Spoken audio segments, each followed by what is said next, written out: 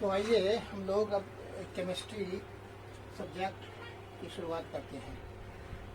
Chemistry जब आप पढ़ते हैं तो इसमें दो जो कॉमन चीज़ें आती हैं, केमिकल रिएक्शन हमेशा दिमाग में आता है।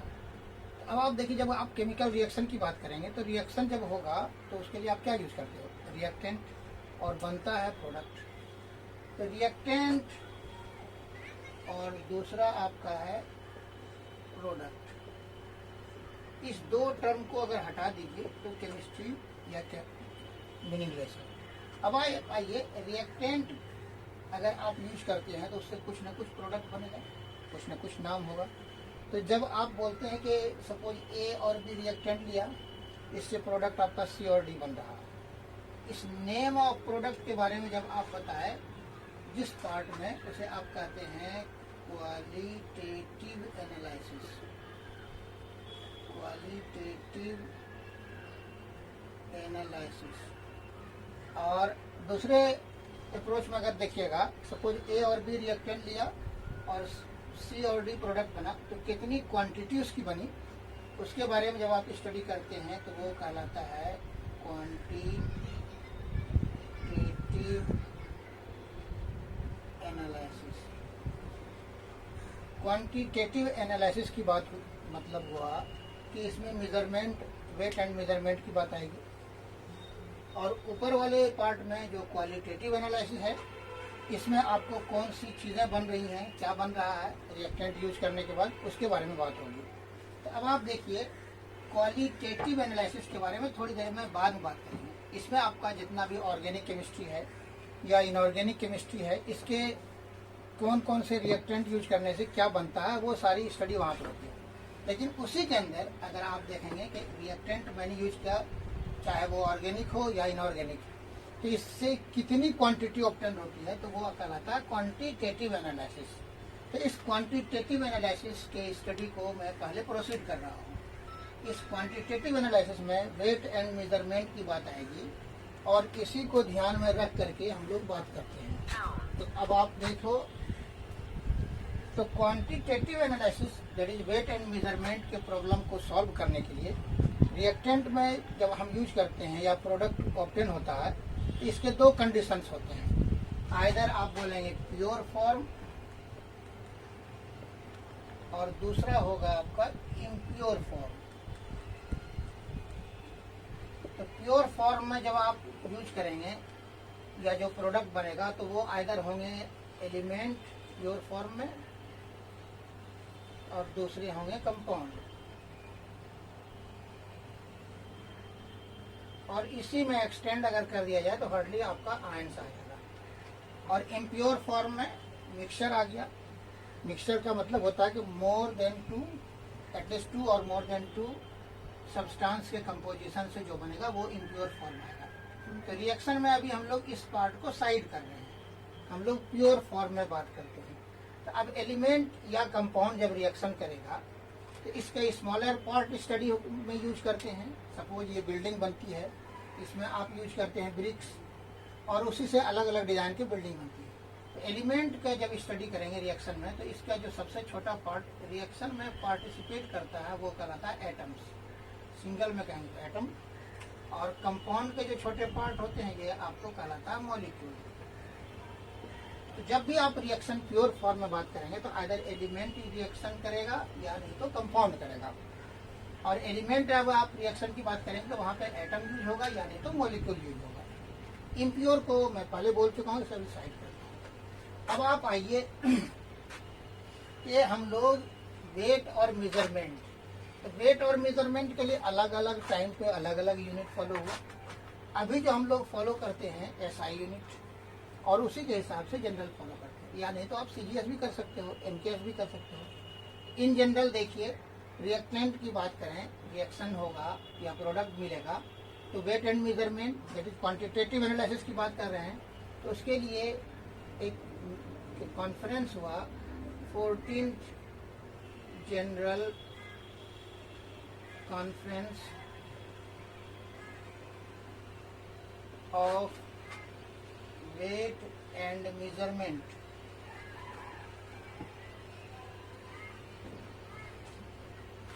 14th General Conference of Weight and Measurement held in 1971 at Geneva में ये वेट एंड मेजरमेंट के प्रॉब्लम को सॉल्व करने के लिए 14th जनरल कॉन्फ्रेंस हुआ। मीन्स इससे पहले भी 13 कॉन्फ्रेंस हो चुके थे, उसमें भी time to time weight and measurement के अलग अलग प्रॉब्लम को सॉर्ट आउट किया गया था या सॉल्व किया गया था। तो यहाँ पे जो मैं फोकस करने जा रहा हूँ 14th जनरल कॉन्फ्रेंस में वेट एंड मेजरमेंट के प्रॉब्लम को सॉल्व करने के लिए जेनेवा में कॉन्फ्रेंस हुआ 1971 में। और इस कॉन्फ्रेंस में in this conference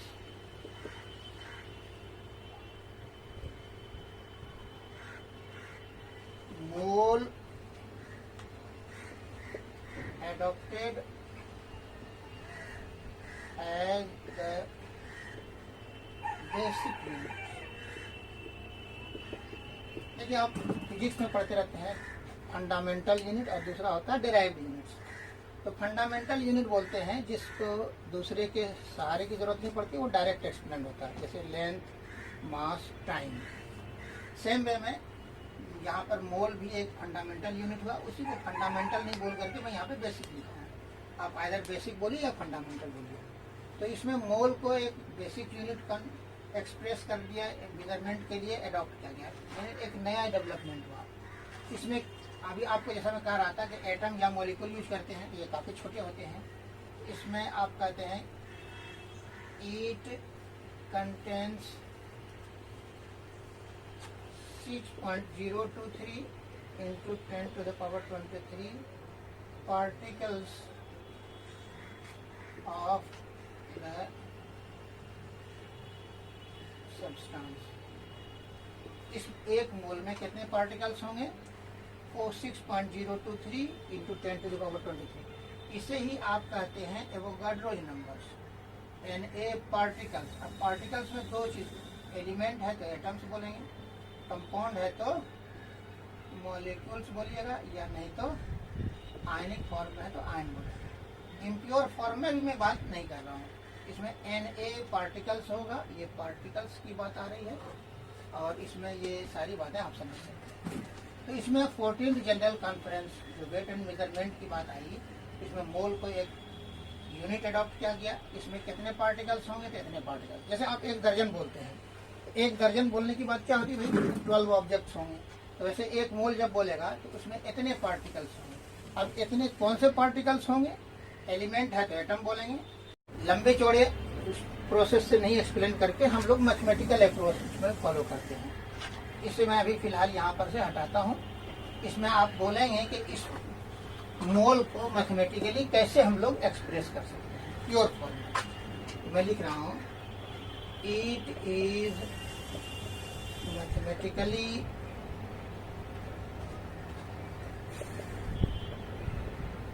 expressed in the following forms या ways। अब आप देखिए, जैसे अभी आपने कहा प्योर फॉर्म में 3 स्टेज था, 3 फॉर्म, एलिमेंट, कंपाउंड और आयन। तो हम लोग अलग अलग लेते हैं। पहला ले रहे हैं आपको इन केस ऑफ एलिमेंट्स। एलिमेंट के छोटे पार्ट का भी मैंने कहा, जो वर्किंग यूनिट है, रिएक्शन में यूज होता है, उसे एटम कहते हैं। सबसे छोटा नहीं कहेंगे, इसलिए कि रदरफोर्ड और डाल्टन में देखेंगे एटम में भी आप कहेंगे न्यूक्लियस है, जहाँ प्रोटॉन न्यूट्रॉन है और उसके सराउंडिंग में इलेक्ट्रॉन है, फिर एटॉमिक नंबर। तो हम लोग वो यूज नहीं करके जो रिएक्शन में यूज होता है उसकी बात कर रहे हैं, वो एटम को बात करते हैं। एलिमेंट के केस में आप बात करेंगे, जहाँ आप बोलेंगे आप एटम। तो यहाँ पे अगर आप 1 मोल बोलेंगे तो इसमें आप बोलेंगे 1 ग्राम एटम। जैसे 1 डजन बोला है तो 1 मोल बोलो, या उसी 1 डजन नहीं बोल के 1 ग्राम एटम बोलो। इसमें पार्टिकल्स होंगे आपको 6.023 into 10 to the power 23 atoms. मैंने अभी कहा 1 डजन, जैसे 12 ऑब्जेक्ट बोलते हैं, तो सेम वे में आइदर 1 मोल या 1 gram atom. 1 gram atom means किसकी बात हो रही है? ग्राम एटम अगर बोल रहा है कोई भी, तो आप समझ जाएंगे एलिमेंट की बात कर रहा है। ये एलिमेंट का स्मॉलर पार्ट एटम है, इसलिए 1 मोल मीन्स 1 ग्राम एटम, और इसमें पार्टिकल्स होंगे इतने एटम, और इतने एटम का जो मास होगा वो ऑलवेज आपको होगा एटॉमिक मास के बराबर। अब ये अगर आप किसी भी एलिमेंट की बात करें तो बहुत सारे स्टेज हैं, सॉलिड है, लिक्विड है, गैस है।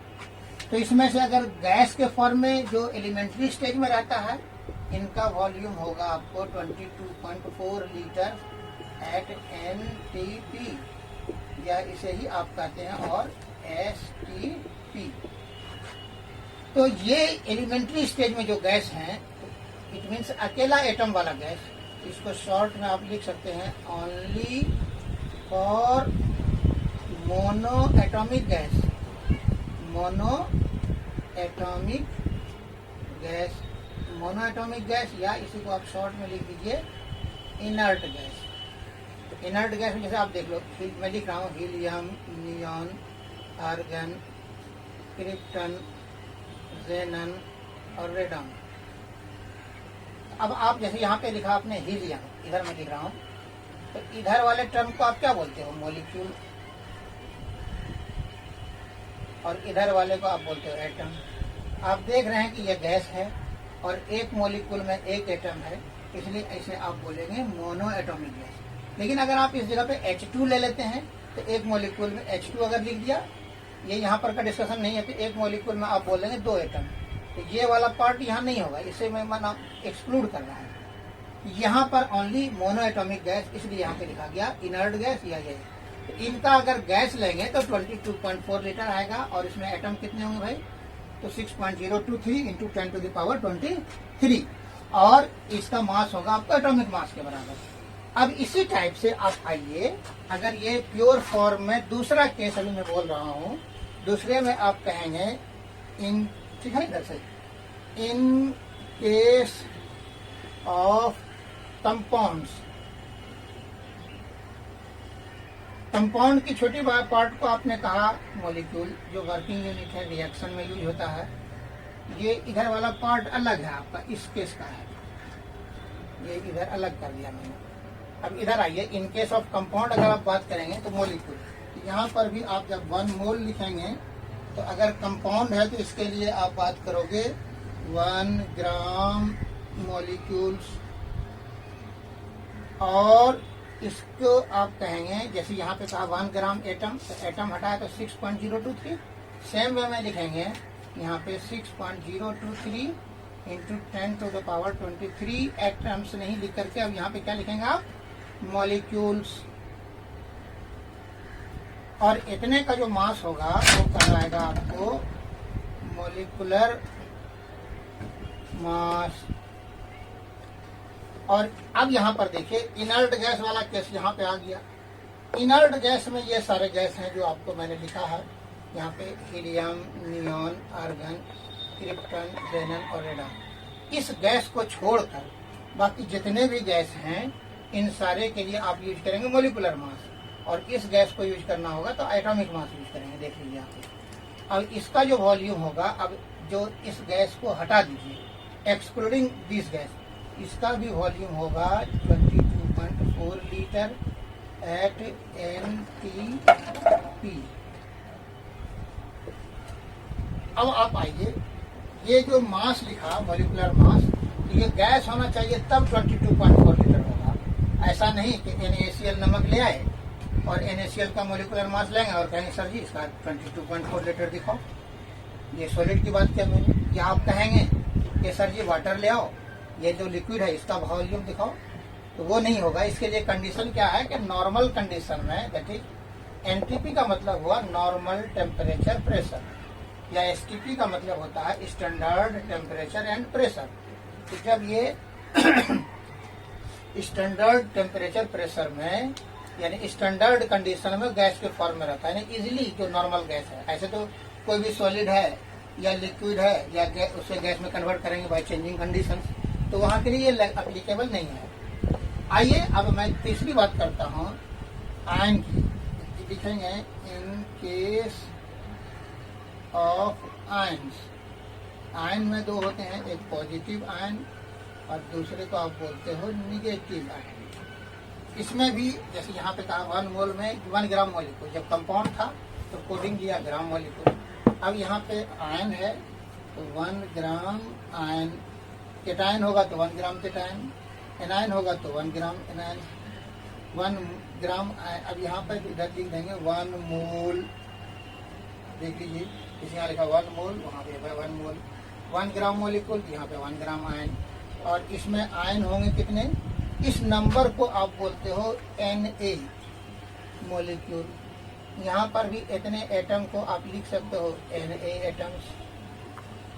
यहाँ पर भी लिखेंगे 6.023 into 10 to the power 23 ions, और इसी को और करके लिख दीजिएगा Na आयन्स।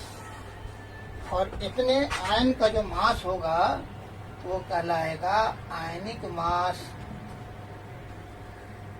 आयन है वो कभी भी गैस के फॉर्म में नहीं होता है, इसलिए यहाँ पर हम लोग यह जो 22.4 लीटर यूज किया है either in case of compound या एटम, तो वो यहाँ पे यूज नहीं करेंगे। लेकिन इन केस अगर फ्यूचर में ऐसा डेवलप हुआ तो वहाँ पे भी हम लोग 22.4 लीटर। अब आप देख लीजिए ये प्योर फॉर्म में आइदर एलिमेंट, कंपाउंड या आयन की बात होगी।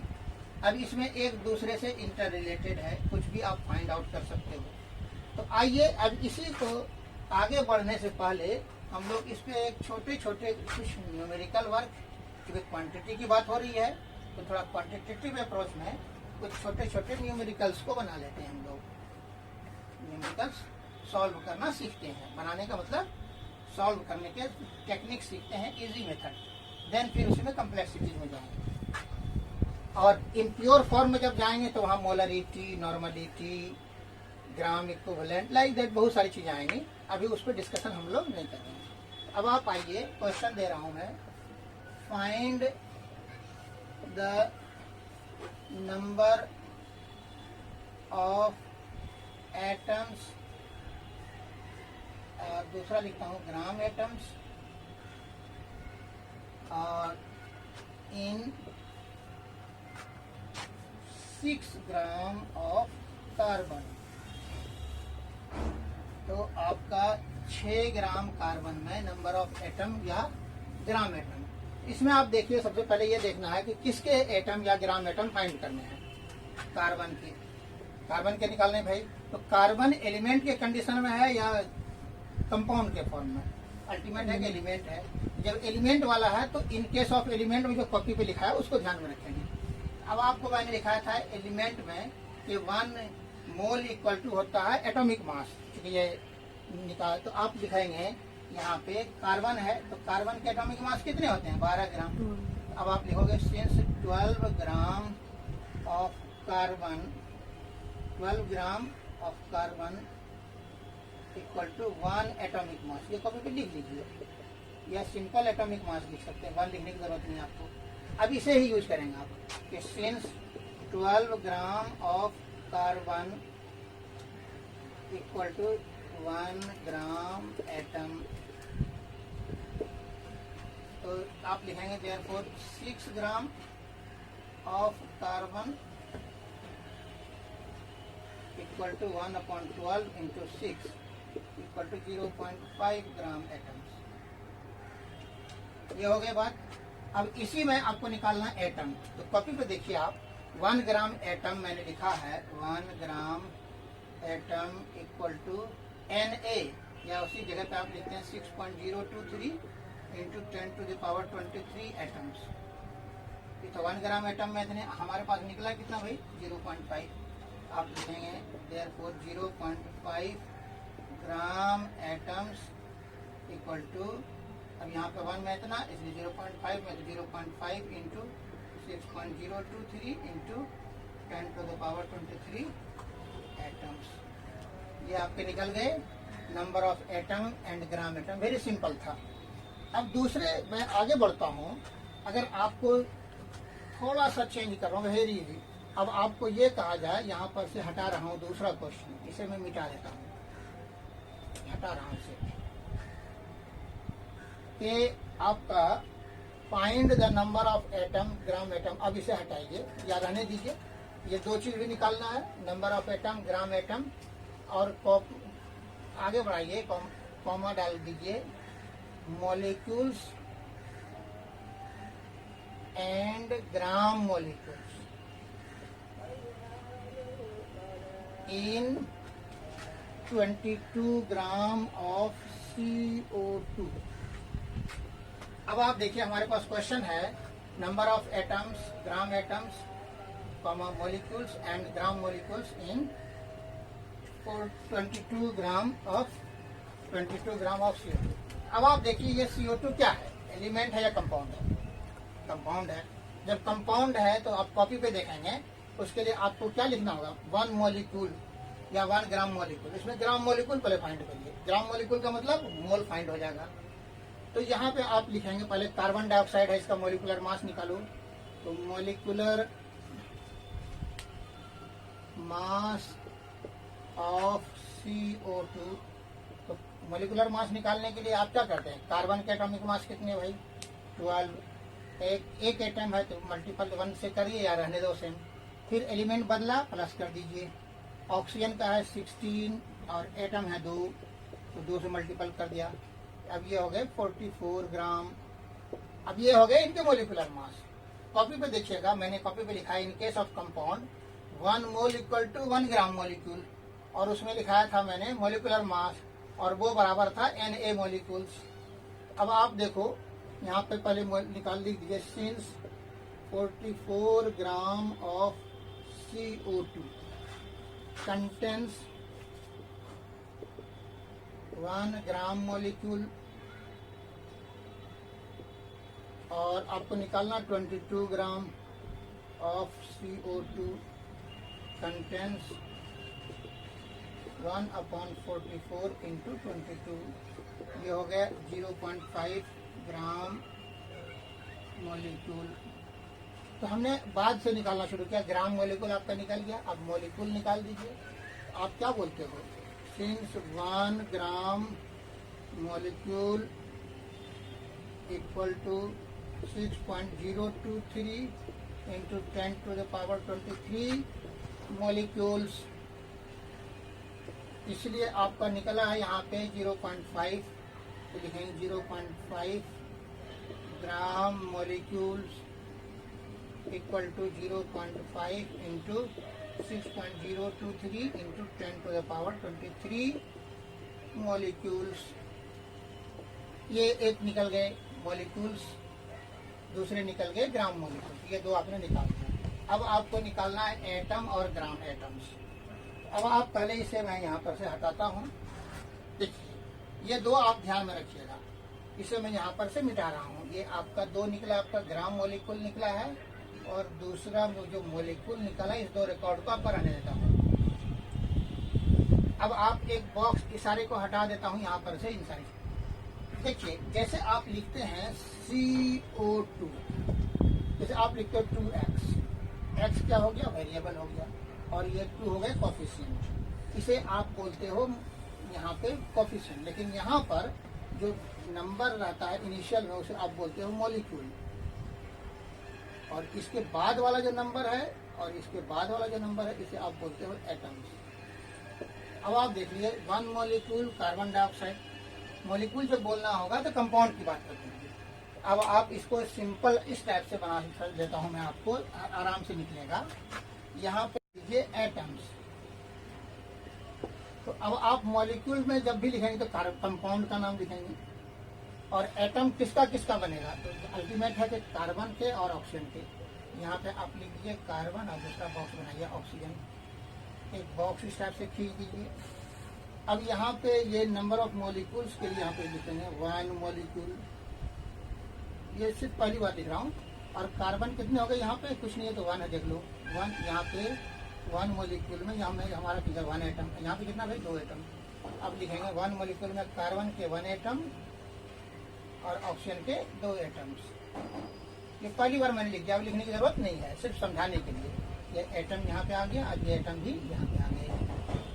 अब आप देखो 1 मॉलिक्यूल कार्बन डाइऑक्साइड में आपके क्या हो गए, 1 एटम कार्बन के, ये देख लीजिए, ये एटम कार्बन का, ये एटम ऑक्सीजन का। ये वाला जो पॉइंट अभी मैं उंगली रखे हुआ हूँ, जब मॉलिक्यूल बताता है इनिशियल में, यहाँ पर की तरह 2x, x के वेरिएबल को मॉलिक्यूल बोलते हैं आप। तो 1 मॉलिक्यूल CO2 में 1 एटम कार्बन और 2 एटम ऑक्सीजन। हमारे पास मॉलिक्यूल कितने निकले थे अभी क्वेश्चन में? 22 ग्राम में आपने देखा था 0.5 इंटू 6.02 इंटू 10⁻23। ये मॉलिक्यूल्स डायरेक्ट यहाँ पे लिखता हूँ। इसमें हो जाएगा एक मॉलिक्यूल में एक एटम, तो इतने मॉलिक्यूल में कितने होंगे? सेम हो जाएंगे 0.5। और इस टोटल के लिए आप चाहो तो Na भी यूज कर सकते हैं। 0.5 into Na atoms. Na confuse करता है तो पूरा डिटेल लिख दीजिए। 0.5 इंटू 6.023 इंटू 10⁻23 एटम्स। क्या हो गए भाई? कार्बन के। और ऑक्सीजन के कितने हो जाएंगे? 2 इंटू 0.5 इंटू 6.023 इंटू 10⁻23। ये सारे आंसर्स हो गए आपके, यानी सॉल्यूशन निकल गया आपका। इसमें ऑक्सीजन पूछेगा तो एटम ऑक्सीजन के, कार्बन के एटम ऑक्सीजन। अलग अलग बोलने होंगे, ये नहीं कि दोनों को मिला के आप बोल दीजिएगा। अगर एलिमेंट डिफरेंट है तो सेपरेट मेंशन करना होगा। और अब आप आइए, इसके बाद हमें निकालना था ग्राम मॉलिक्यूल। निकाल दिया आपने। अब ग्राम एटम, तो इसमें से ये जो एटम हुए, इतने एटम को आप बोलते हो 1 ग्राम एटम। तो इसके लिए अब आप क्या कहेंगे? सेपरेट सेपरेट बोलना होगा। इतने एटम को 1 ग्राम एटम आप लिखेंगे किसी का भी। यहाँ पर के हिसाब से कार्बन के 1 एटम, यहाँ पे इतना। अब आप बोलिएगा यहाँ पे इतना ग्राम मॉलिक्यूल, इसको ऐसे बोल दो 0.5 ग्राम मॉलिक्यूल्स। अब ये अलग बॉक्स अलग हो गया, ये फिनिश हो गया। यहाँ पे 0.5 ग्राम मॉलिक्यूल, यहाँ पे लिखेंगे 1 है। जैसे 1 मॉलिक्यूल के लिए 1 एटम, तो 1 ग्राम मॉलिक्यूल के लिए 1 ग्राम एटम। यहाँ पे 0.5 ग्राम मॉलिक्यूल, इसलिए यहाँ पे लिखेंगे आप 0.5 ग्राम एटम्स। और यहाँ पे दूसरा है 2, 0.5 में 2 से मल्टीपल किए तो 2 इंटू 0.5 ग्राम एटम्स। ये निकल गया आपको। देखिए एक ही क्वेश्चन में आपने number of atoms, gram atoms, molecule, gram molecule in 22 gram of CO2 निकल गए। अब इसी में अगर क्वेश्चन एक बात और कह देता है ये कि आपको 22 ग्राम ये मैं वॉल्यूम निकालिए। इसी में अगले क्वेश्चन एक बता देता हूँ मैं, पढ़ा के फिनिश हो जाएगा ये बात आपका। इसको मैं टाइम बताऊंगा, 1 घंटा हो गया, 15-20 मिनट हुआ होगा।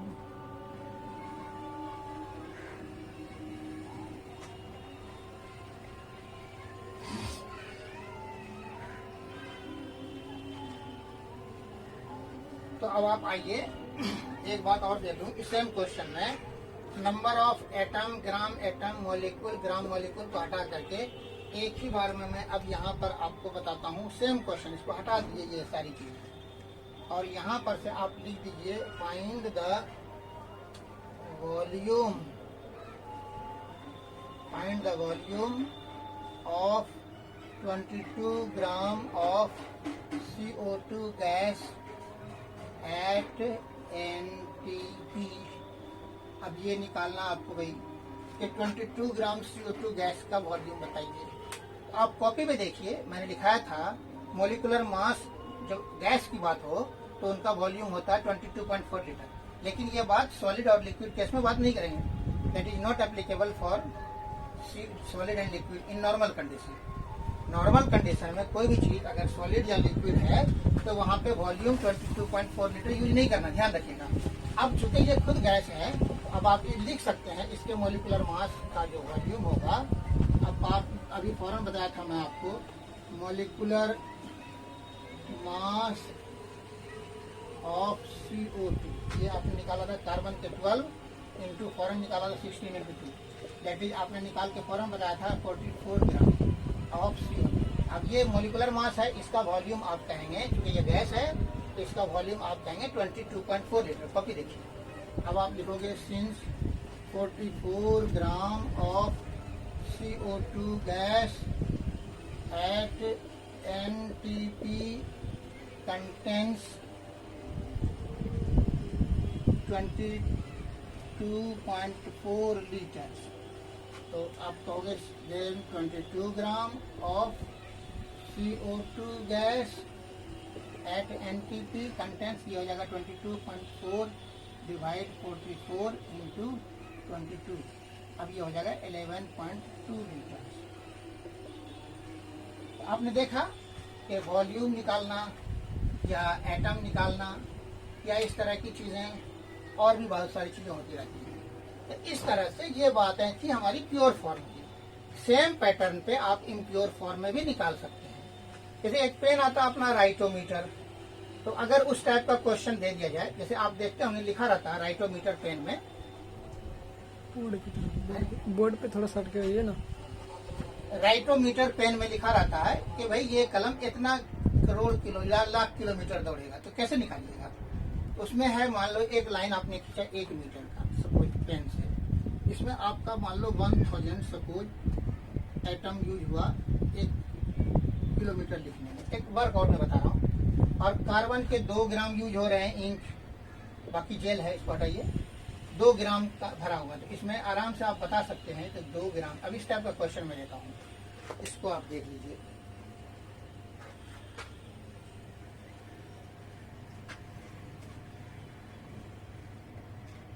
क्वेश्चंस दे रहा हूं कि फाइंड द लेंथ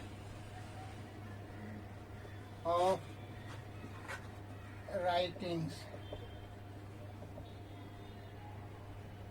और find the length of writing of a writometer pen, या सिंपल हटा दीजिए ऑफ ए पेन कर दो,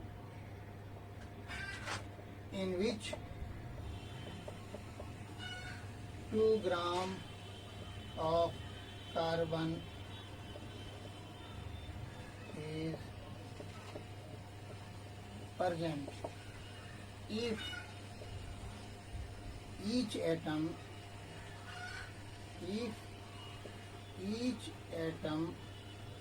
of carbon in writing follows a distance of 1 meter। तो मैंने कहा कि कोई भी एक जेल पेन है जिसमें 2 ग्राम कार्बन भरा हुआ है, इंक जो रहता है तो जेल के साथ मिला हुआ, तो जेल का टोटल मेजरमेंट नहीं बोल रहा हूँ, सिर्फ कार्बन की बात। कार्बन 2 ग्राम रखे हुए हैं उसमें, रोशनाई जिसको आप बोलते हैं, इंक बोलते हैं। इसके 2 ग्राम में से कितना मीटर तक हम लिख सकते हैं, जबकि एक एटम, क्वेश्चन दिया ब्रैकेट में, एक एटम से 1 मीटर लिखाता है। Each atom of carbon is in writing follows distance of 1 metre, 1 metre दूरी तय करता है। अब आप देखेंगे पहले इसमें मीटर कितने एटम हैं। अब आप लिखोगे कार्बन है, यहाँ पे सेम वे में लिखेंगे, कार्बन एलिमेंट है, एटॉमिक मास इन जनरल 12 ग्राम, तो लिखेंगे 12 gram of carbon contents 6.023 into 10 to the power 23 atoms. तो 1 ग्राम में कितना हो जाएगा भाई? 1 ग्राम of carbon contains 6.023 into 10 to the power 23 atoms, और डिवाइड यहाँ पे दे देंगे 12 से। हमारे पास 2 ग्राम है, तो ये 2 ग्राम ऑफ कार्बन, इसमें हो जाएगा 6.023 into 10 to the power 23 divide 12 into 2, इतने एटम्स हो गए। That is 1/6 into 6.023 into 10 to the power 23 metres. अब इतने एटम हो गए, ये हो गए आपको इतने एटम्स, और आप बोलते हैं 1 एटम में 1 मीटर, इसलिए distance covered, distance of writing भी कह सकते हैं, डिस्टेंस ऑफ राइटिंग और एटम सेम है, इसलिए हो जाएगा 1/6 into 6.023 into 10 to the power 23 metres. अब किलोमीटर अगर कहा जाए तो 1000 से डिवाइड दे दीजिए, यह हो जाएगा, और 1/6 into 6.023 into 10 to the power 23 divide 10 पर पावर 3, ये हो गए किलोमीटर। अब ये हो जाएगा 1/6 into 6.023 into 10 to the power 20 kilometre. ये हो गए इसी टाइप से राइटोमीटर या जेल पेन में जो आप मार्केट में टीवी ऐड देखते हैं, लिखा रहता है इतना किलोमीटर रन करेगा, तो सेम पैटर्न पे वो लिखते हैं। तो ये हम लोग ब्रीफ में बात करते हैं। बंद कर।